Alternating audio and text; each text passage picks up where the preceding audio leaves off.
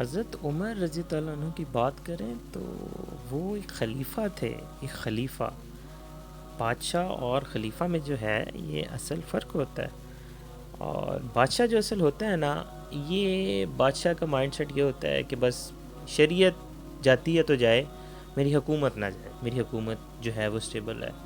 خلیفہ کون ہوتا ہے؟ خلیفہ کہتا ہے شریعت نہ جائے، حکومت جاتی ہے تو جائے، اسے کوئی فرق نہیں پڑتا، پر میری شریعت نہ جائے. تو حضرت عمر رضی اللہ عنہ خلیفہ تھے. خلیفہ 22 لاکھ مربع میل میں اسلام پھیلانے والا شخص، جنہیں باقاعدہ مانگا گیا. اور میرے نبی، پیارے نبی صلی اللہ علیہ وسلم فرمایا یا اللہ مجھے عمر دے دے، عمر دے دے، اور دے دیے گئے. بدھ کو دعا مانگی اور جمعرات کو حضرت عمر اسلام میں آ گئے، اسلام قبول کر لیا. بدھ کی شام کو حضرت ابو بکر کی شدید پٹائی ہوئی، بہت زیادہ، تو مرنے کے قریب ہو گئے، اٹھا کے لائے گئے. تو پیارے نبی کا رو رو کے برا حشر ہو گیا. تو آپ نے اس وقت دعا مانگی ہے اللہ اسلام کو عزت دے، عمر یا عمر، کیونکہ جو ابو جہل ہے اس کا نام ہے عمر بن ہشام، اور حضرت عمر کا پراپر نام عمر بن خطاب ہے. تو آپ صلی اللہ علیہ وسلم دعا مانگی یا اللہ ان دونوں میں سے اسلام کو عزت دے، عمر یا عمر، لیکن میرا جی چاہتا ہے کہ عمر بن خطاب اسلام قبول کرے. بدھ کو دعا مانگی اور جمعرات کی صبح جو ہے حضرت عمر رضی اللہ عنہ قتل کا ارادہ کر کے آئے ہیں، لیکن اسلام سے منور اور مشرف ہوئے.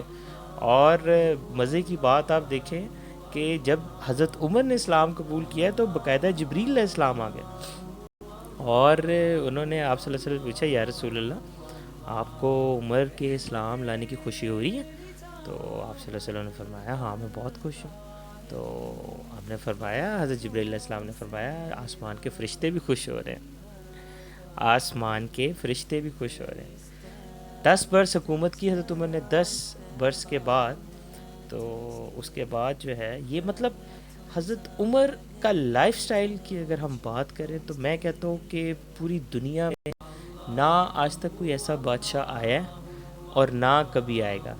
مطلب کہ گریٹ پرسنالٹی، ایسا شخص جو کہ بادشاہ ہے ایک طرح سے، اور 22 لاکھ مربع میل پہ جو سلطنت پھیلی ہے اسلامی، اور مسجد کے اندر جو ہے وہ جھاڑو دے رہے ہیں، پانی کی مشکیزیں بھر کے جو ہے بیواؤں عورتوں کے گھروں میں دی جا رہی ہیں. رات کو باقاعدہ چکر لگ رہے ہیں کہ کسی کے گھر میں کوئی ضرورت تو نہیں. ایک دفعہ باقاعدہ مدینے کی گلی میں رات کو چکر لگا رہے تو دیکھا ایک بڑھیا ہے، اور وہ بڑھیا جو ہے کچھ ہانڈی میں بنا رہی ہے، اور بچے ہیں 3 4 اور وہ رو رہے ہیں، بلبلا رہے ہیں.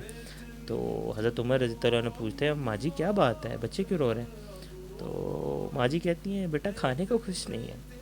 تو انہوں نے کہا یہ کیا ہے، یہ ہانڈی کے اندر کیا ہے؟ انہوں نے کہا یہ تو کچھ بھی نہیں، پانی ہے خالی بچوں کی تسلی کے لیے. میرا اور عمر کا جو ہے وہ اللہ کے ہاں انصاف ہوگا.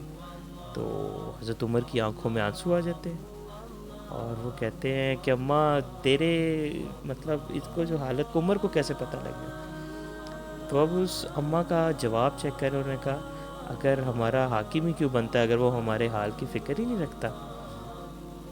اگر وہ ہمارے حال کی فکر ہی رکھتا تو ہمارا حاکم کیوں بنتا ہے؟ تو آج ہمارے یہاں پہ اگر ہم دیکھیں تو ہمارے یہاں پہ کوئی بڑا بن جائے، ایم این اے صاحب، ایم پی اے صاحب، تو ہم اسے سلام ٹھوک رہے ہوتے ہیں اور ہم کہہ رہے ہوتے ہیں جی واہ جی واہ، بہت لوگ بڑی جی پرسنالٹی بہت زبردست ہے. تو بڑا واہ جی واہ، بہت، یہ بہت بڑی ذمہ داری ہے اگر ہم اس کو سمجھیں. تو حضرت عمر کی آنکھوں میں آنسو آ گئے، فوراً گئے جا کے بیت المال سے وہاں سے کچھ سامان لیا اور لے کے جو آ کے گھر میں، اس وقت دور میں ایک باقاعدہ حلوہ بنتا جسے ہیسا کہتے تھے، تو وہ باقاعدہ تیار کر رہے ہیں. اور ان کا نوکر جو ہے حضرت عمر کا، وہ باقاعدہ بتاتا ہے کہ میں آپ کی داڑھی میں سے باقاعدہ دھواں اٹھتے ہوئے دیکھ رہا تھا، آپ آنکھوں میں پانی آ رہا تھا، آپ بے قرار ہو کے جلا رہے تھے، اسے جلا رہے تھے، آگ جلا رہے تھے کہ فٹافٹ اس کو جو ہے وہ سالن وہ پک جائے، وہ جو ہے حلوہ.